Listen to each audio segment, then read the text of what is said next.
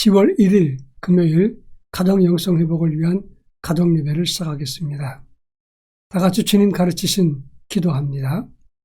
하늘에 계신 우리 아버지, 아버지의 이름을 거룩하게 하시며 아버지의 나라가 오게 하시며 아버지의 뜻이 하늘에서와 같이 땅에서도 이루어지게 하소서.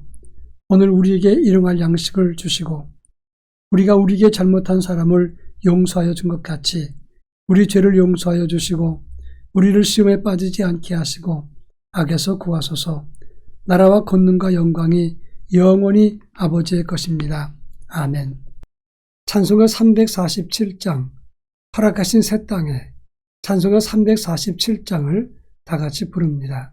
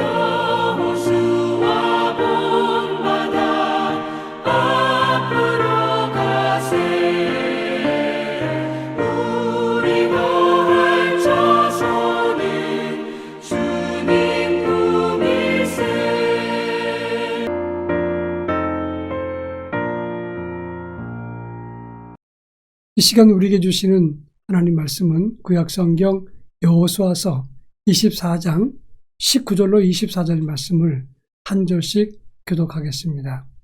여호수아서 24장 19절로 24절 말씀을 한 절씩 교독합니다. 제가 전체를 읽겠습니다.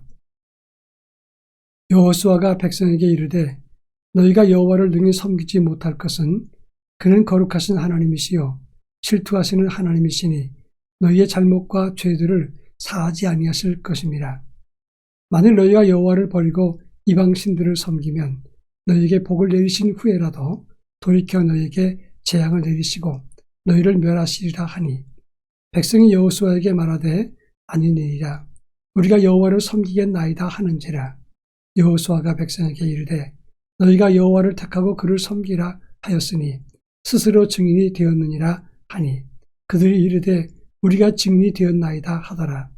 여호수아가 이르되 그러면 이제 너희 중에 있는 이방신들을 치워버리고 너희의 마음을 이스라엘 하나님 여호와께로 향하라 하니 백성이 여호수아에게 말하되 우리 하나님 여호와를 우리가 섬기고 그의 목소리를 우리가 청종하리이다 하는지라. 아멘. 오늘부터 10월의 시작입니다. 앞으로 한 달 동안은 우리 가정예배 드릴 때 주제를 가지고 말씀을 나눌까 합니다. 첫째는 가정의 중심이 되는 가장, 그리고 그 다음 주에는 가정의 부부, 그리고 그 다음 신앙의 자녀들과 믿음의 유산에 대해서 하나님 말씀을 살펴보면서 함께 가족을 위해서 기도할 생각입니다. 기도 제목은 매일 한 가지씩만 기도 제목을 올리고 가족 모두가 이 한 가지 문제를 두고 집중적으로 기도하는 모양을 갖추려고 합니다. 그리고 매주 수요일 오전 11시 교구별 기도회를 4번 10월 달에 가질 예정입니다. 교구와 가정 영성을 회복을 위해서 우리 모든 교구 식구들이 함께 기도하고 교구 안에 있는 우리 성도들 가운데 질병을 갖고 있는 환우들과 문제가 있는 성도들의 문제를 함께 올려놓고 기도하도록 그렇게 할 생각입니다. 이것은 교구별로 참여를 하지만 실시간 스트리밍으로 제공해서 온 교우들이 참여해서 함께 기도하는 기회를 가질 생각입니다. 부탁드리기는 우리 모두가 가정 영성 회복을 위해서 10월 한 달 동안 집중적으로 말씀을 사모하고 기도하는 일에 힘써 주시기를 부탁드립니다. 이렇게 함으로써 우리가 위드 코로나와 함께 앞으로 믿음의 영성을 잘 관리하는 일에 최선을 다할까 하는 것입니다. 오늘 우리가 읽은 본문의 말씀은 여호수아가 110세에 죽기 직전에 이스라엘 백성들에게 마지막 유언 같은 말씀을 전하고 있는 내용입니다. 오늘 본문에서 여호수아는 무슨 말씀을 전했는지 함께 살펴보도록 하겠습니다. 먼저 19절에서 너희가 여호와를 능히 섬기지 못할 것은 그는 거룩하신 하나님이시요 질투하시는 하나님이시니 너희 잘못과 죄를 사하지 아니하실 것이다. 이렇게 말씀했습니다. 이 말은 하나님이 우리를 용서하지 않는다 그런 뜻이 아닙니다. 오늘 여호수아서 24장 14절부터 18절까지 말씀 보면 여호수아가 유언적인 설교를 이미 했습니다. 그러면서 너희는 하나님만 섬기라 이렇게 강조했습니다. 그럴 때 백성들은 우리가 하나님을 떠나서 다른 신 섬기는 것을 하지 않고 하나님만 섬기겠습니다. 이렇게 강조했습니다. 그런데 여호수아는 그들의 그런 맹세를 들으면서 그것만 가지고는 충분하지 않다라고 선언을 하고 있는 것입니다. 다시 한번 강력하게 너희는 하나님만을 섬겨야 된다는 것을 말하고 있습니다. 그 이유는 그들이 하나님을 섬기겠다고 약속해놓고 또 하나님을 떠난 적이 한두 번이 아니었기 때문이라 하는 것입니다. 맹세하고 다시 옛날로 돌아가고 또 다시 맹세하고 옛날로 돌아가는 그런 형식의 태도로서는 하나님을 신실히 섬길 수 없다고 하는 것입니다. 진정 경건한 모습과 믿음으로 질투하시는 하나님 앞에 우리가 허물과 죄 잘못이 있으면 하나님 용서하지 않는다. 이런 믿음과 확신을 가지고 하나님을 신실히 섬기는 자세를 가지라고 강조한 것입니다. 그러면서 20절에 너희가 만일 하나님을 배신하면 이전에 너희에게 복을 내리셨더라도 재앙을 내리고 너희를 멸하신다. 이렇게 말씀하면서 하나님을 신실하게 섬기라. 이것을 강조했다고 하는 것입니다. 바로 이 점이 중요합니다. 우리가 하나님이 우리 죄를 용서하지 않는다. 이런 개념으로 이해하기보다는 이 본문의 말씀은 하나님은 우리에게 말씀의 순종을 원하신다. 신실한 믿음 갖기를 원하신다는 사실에 초점을 두어야 되는 것입니다.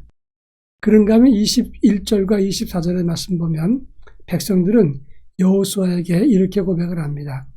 우리가 여호와만을 섬기겠습니다. 이렇게 고백하면서 또다시 한 번 더 고백을 강조했습니다. 그러자 여호수아는 22절에서 너희가 이제 스스로 증인이 되었으니 그는 너희들은 그 증인으로서 서로를 돌보고 살피라 이렇게 선언했다고 하는 것입니다. 이렇게 강조하고 또 강조한 것은 서로가 서로에 대해서 증인이 되어서 믿음에서 이탈되는 일이 없도록 서로 독려하고 감사하고 서로 살펴보라고 하는 그런 의미가 있다고 하는 것입니다. 그만큼 하나님을 섬기다가 자기 세상의 죄의 욕심을 바라보고 떠나는 경우가 많았기 때문에 서로 돌아보아서 믿음을 서로 격려하도록 그렇게 독려하고 있는 것입니다. 우리는 육체와 영으로 구성되어 있습니다. 영은 순결하지만 우리 몸과 육은 죄의 욕심을 따르기 때문에 쉽게 미혹된 길로 넘어갈 수 있습니다. 그런 의미에서 우리 가족들과 가장들 그리고 서로 우리의 모든 식구들은 바른 영성과 믿음을 갖기 위해서 서로 돌보고 서로 흔들림이 없이 붙잡아주는 그런 믿음과 영성을 가져야 될 것입니다. 이제 마지막 여기서 중요한 것은 여호수아가 이스라엘 백성들을 깨우치고 이끌기 위해서 온 힘을 다 기울이고 있다고 하는 점입니다. 그는 110세의 나이로 죽게 되는데 이 본문의 말씀을 생각해 보면 바로 죽기 직전까지 백성들을 깨우치기 위해서 온 힘을 다 기울이고 노력하고 있다고 하는 것입니다. 그렇습니다. 여기에 중요한 포인트가 있습니다. 누군가가 우리 가정에서 여호수아처럼 영적인 권위를 가지고 백성을 이끌어 줄 때 가정도 다음 세대도 우리 영성도 서로 붙잡아 줄 수 있게 된다고 하는 것입니다. 여러분, 누군가 희생적으로 누군가 본을 보이면서 참된 영성과 믿음을 가지고 앞으로 나갈 때 그것은 가족 전체를 올바른 길로 인도해 줄 수 있는 것입니다. 여호수아의 참된 고백이 이스라엘 전체를 돌아오게 했던 것처럼 우리 각자가 신실한 믿음으로 가장이 되어서 또 영적으로 협력자가 되어서 아름다운 가정, 영성을 회복하는 복되고 빛나는 가정이 될 수 있기를 주의 이름으로 축원합니다. 우리 다 같이 함께 기도하겠습니다. 하나님만 신실히 섬기는 가정, 그리고 여호수아처럼 참된 영적 지도자가 되는 가장이 되게 하옵소서. 다 같이 기도합니다.